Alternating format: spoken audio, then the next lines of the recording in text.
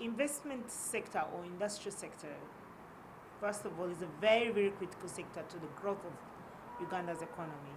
As we speak, it contributes 26.2% to the GDP. And we hope to see this grow even bigger than it has now. So a contribution of 26.2% to the GDP is a very significant number in terms of the growth of our economy. It's very critical to the economy, and it contributes 26.2% of the growth of our economy. Manufacturing alone contributes 15.9% to the GDP. So we are not far away from reaching middle income status, because the indicators that can take us to middle income status, according to World Bank, is per GDP per capita is US dollars 1,013. As Uganda, we are at 910. Our GDP per capita is 910 US dollars. So we're not very, very far, and we are only less by 246 US dollars to reach middle income status. And therefore, if we enhance industrialization, which contributes 26.2% in the growth of the economy, we definitely shall achieve our target of reaching middle income status. So everything that we have to do as a country has to take into account the factors that can make us to grow. And there are 4 major sectors that can make us to grow into a middle income status. And these sectors are, of course, industry, agriculture, ICT, and services.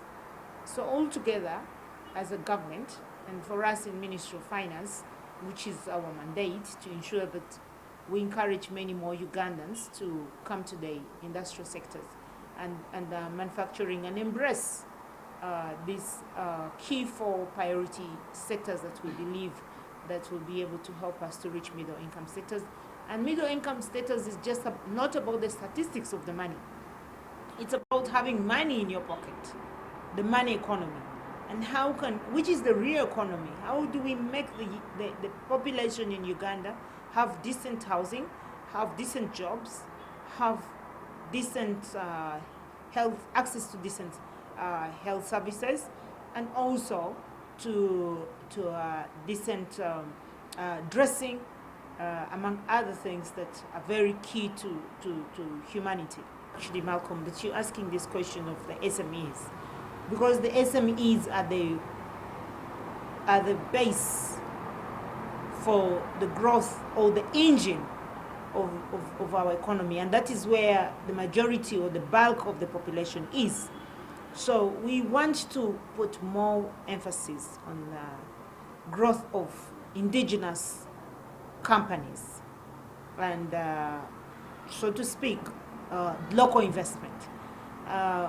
We are keen to foreign direct investment, but it's time that COVID has taught us that we have to look inward, just like all the other countries are doing. The developed countries are promoting their indigenous companies.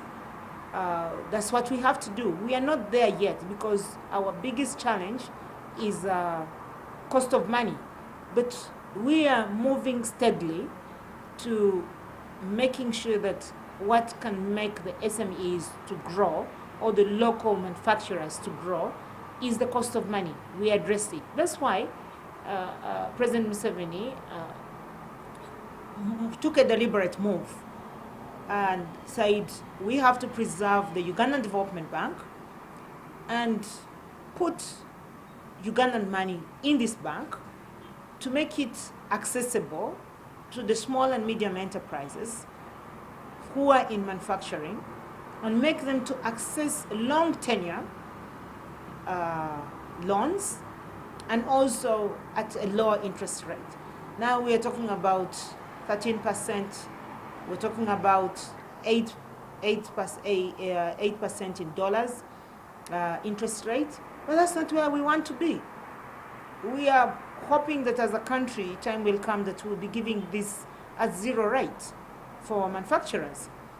But we are not yet there. We are competing with those who commercial banks that lend out at 18% or 25%. There was a time that they were lending at over 30%, which is very, very high. So for us as government, through the Development Bank, and it's a deliberate approach to see how we can support our local investors and our small and medium enterprises, we look at two things to address the challenge of financing. One is that we give them long tenures. Two, we give them lower interest rates. And so we don't burden them so much with heavy collaterals and make it so simple. And this is what the Development Bank is doing with the guidance of His Excellency and the government. And that is not the only thing that we're doing, because we have done a study. For being the Minister of Investment for the last 5 years, I've deliberately decided to see what is happening in the neighboring countries or the developed countries. Why is, for instance, Mauritius the #1 investment destination in Africa? I will tell you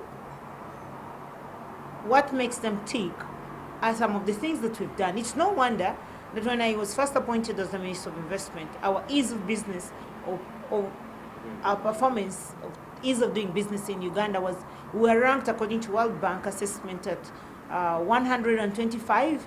And as we speak with the new releases, Malcolm, you must have seen this, we are now at number 12.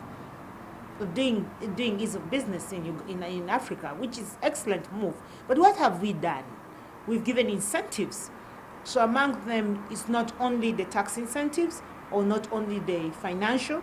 We know that we also have to look at the manufacturing, at the market, demand for the products. These Ugandans are very good, and the problem was that our small and medium enterprises were not certifying their products. And this is because the process of certifying, getting their products certified, was very bureaucratic and expensive. So as government, we've worked on that and said it's simplified, it is online, and the costs have been revised down. Now, we are even revising them further down. And I am happy that my colleagues in Ministry of Trade attuned to that, and we're all saying yes, for us to be able to export the products manufactured in Uganda, they have to be certified. And now we are making access to certifying our products a lot more easier, and we've put all this on our one-stop center portal, because initially it was all scattered. We were working in silos, but thanks to President Museveni that he directed that we should have a one-stop center, which is a body that can enable all investors to come, and you don't have to go to all the 7 or 10 agencies before you get your product certified. You just go to Uganda Investment Authority, ease of doing business portal, and you get your product certified, or it's a land thing. And if you have a certified product, that just improves or pedals up the demand for your product. Because as you know, I am a manufacturer as well. For me to be able to sell the laundry bar soaps that I manufacture in my factory in Koboko without the UNBS certification, I can't. Nobody will buy it in my target market in DRC. Nobody, because they'll look out for the Q mark. So it's very, very important, and we are sensitizing our small and medium enterprises to accept to certify their products. Other than that, through government, we want to have incubation centers for small and medium enterprises. We know that we want to support the local manufacturers, and we're saying that for you to be able to qualify, you should have an investment capacity of 180. million Ugandan cedis, which is like about 50,000 US dollars. We know that it sounds big money, and therefore you'll get to attract fewer investors. But what have we decided to do on top of that? We give them service land. And when I talk about service land, the land which has access to electricity, it has tarmac road, it has water already connected. And when you're in an industrial zone and water for industrialization, deliberately we have brought the price down, because domestic water is over 4,000. But commercial manufacturing and the commercial water is around 2,500. We brought it down. And this, we work through the agencies and ministries and departments. So National Water had to sit with us and say, okay, fine, how can we incentivize Ugandans who are into manufacturing? You cannot charge someone who is using water for domestic use as the same rate as the person who is using water for commercial use. So if you have machines and your machines are running, we have to bring your prices down. And so we've done that, other than the non-tax incentives, giving them access to plant and machinery, that you can bring in your plant and machinery in the country and you don't charge. We don't charge any money. By the way, for your semi-knockdown, let's say you want to start assembling phones here. You can easily go, you're a trader, you can go to China and just bring them, but you'll pay 25% import tax. But if you brought them semi-knockdown and you came to assemble them here in Uganda, you'll pay 10%. So this is information that Ugandans have to know. And then we put you in the list of the manufacturers. And like I told you, we are starting, we have a policy that matching orders given to us by the president of establishing 25 industrial parks, 20 in the zones. And so in our 10 cities, we're going to have industrial parks in all those cities. And then we'll go to the districts nearing those 10 cities to get land, free public land. And we establish those industrial parks there. And when we establish them, we take water, we facilitate them. We do all the infrastructure in those industrial parks. And then we allocate this land to potential investors free of charge. But in those zones, government is going to fully construct the warehousing for the SMEs, because the SMEs, they need to be in an incubation center. And in the incubation center, they incubate you until you get to the Q mark, until you're able to have a proper product ready for sale, that they will now graduate you to go to the bigger market or the bigger industrial park. So this is what we want to do. We'll establish industrial parks. We're starting with Namamve. We have we've already gotten the funding from UKF, and we're going to put a 10-acre well-built industrial service area in this particular. It's Namamve Industrial Park. And as government, we're working we have two-pronged approach. Our president and the State House has got already constructed for training and skilling the young people and industrial hubs in over 20 of them in all the zones. And they'll just go ahead and I'll even read them for you, the zones that the president has, through the State House, has done all those industrial parks. So for us, as government, what we have decided to do is to make sure that we take industrialization agenda very serious, because we know that it is through industrialization that we will address the issue of youth unemployment in this country. So for instance, already established by government and by State House, this is just President Museveni doing for us a model, how he wants this to look like. In Mbarara, we already have a fully fledged build, an industrial hub, already equipped. Mbarara, Kabale, Kasese, Ntoroko, Chejonjo, Mubende, Mbale, Kwen, Jinja, Napak, Zombo, Gulu, Lira. In all these places, we have them there. The 15 are already done, and he's going ahead with that. But as President Museveni is doing this under his programs in State House, he's directed us that, so the mainstream government has to do 25, and we develop 5 per year. And when we say we develop, we're not just talking about free land that we give. We're talking about serviced park to the level that it is having all the amenities that an industrial park should have.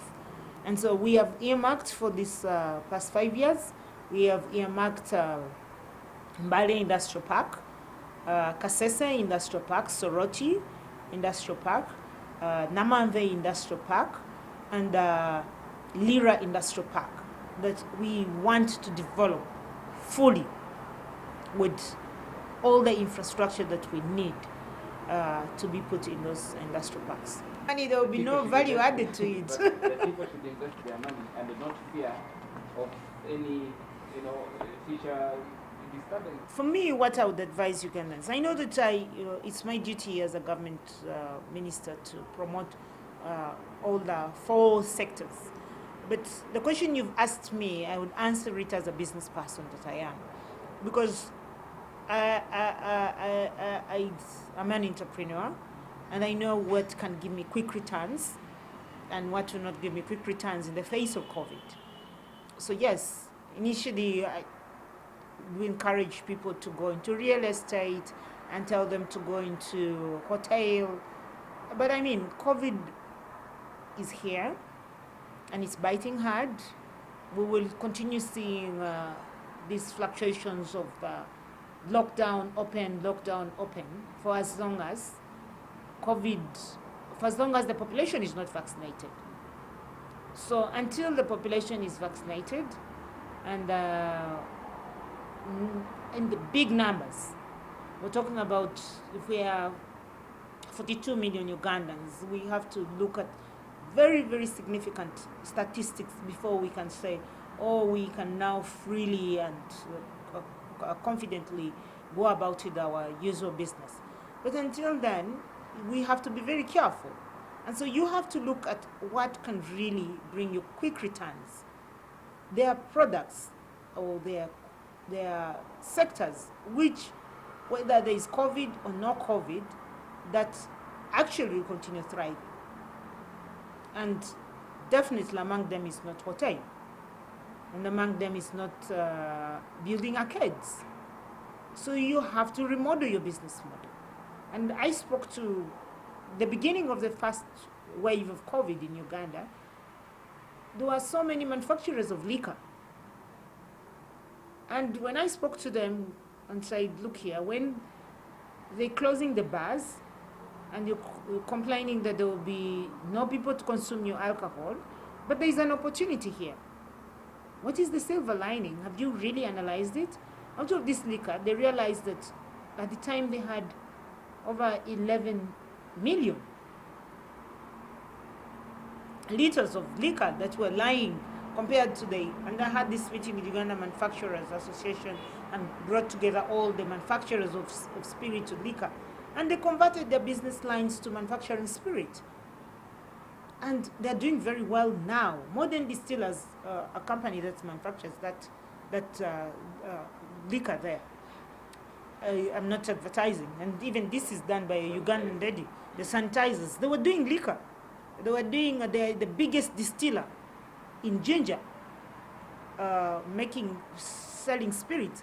But you see, they are not crying foul because they listen to the government call and saying, change your business plan, remodel. Now, there are things that keep on going. Among them is soap, the laundry bar soap. People are still dressing in spite of COVID. That means that the textile industry is still good. People still eat food. So agriculture is very, very important. People's children are still consuming cereals, but where are the cereals coming from? They are imported. So the one who knows that his cash cow or her cash cow was in importation of cereals, and you're a trader, your cash cow was importing cereals, because containers are not now taking 42 days, they're taking over more than 42 days. Instead of locking your money and waiting for goods to be cleared, you can actually start adding value on maize here in Uganda and start doing the cereals. And you can start sanitary towels. People are still buying those things. I'm just giving you examples of the things that I believe that we can do, add value on. And if you see, Uganda is well endowed by nature, and we literally have over 32 minerals in our country. So if you are into the business of importing battery, now is the time for you to think that you can actually use the raw materials, the minerals here, and start manufacturing.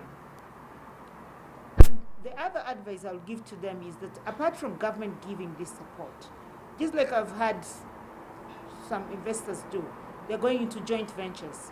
Come together and put, if you have clear books of accounts, this is the time for you to build strong synergies and partnership with someone who has been in the business of supplying goods which were imported, and now that you know they can be manufactured here and you have money, you come together into a partnership and you start manufacturing this product in the country and you will sell them. Let us know in that by talking about this